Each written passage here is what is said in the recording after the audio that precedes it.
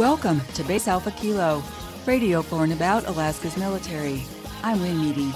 Today, the 84th Engineers Support Company returns home from Afghanistan safe and sound.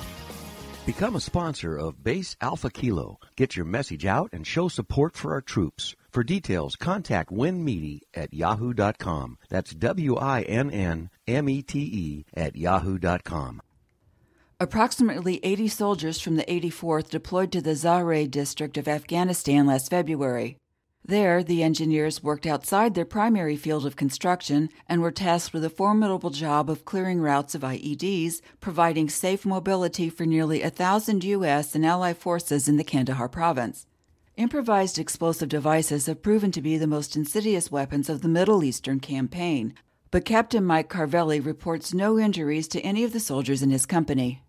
When we came back, we immediately reunited with our families and took a few days off.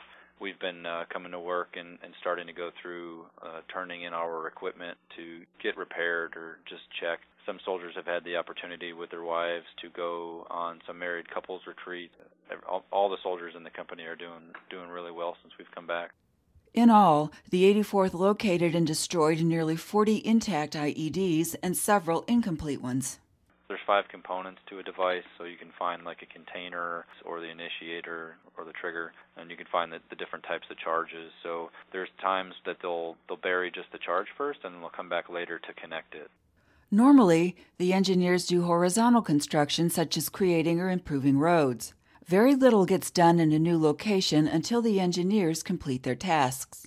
Generally, our function is to do forced entry, which means that we go into a country that doesn't have an airfield open, and we would have all the paratroopers in the company exit the aircraft under parachutes, and the equipment would go out the same way, and we would immediately grab our equipment, put it into operation. Tuesday, the 84th held its redeployment ceremony.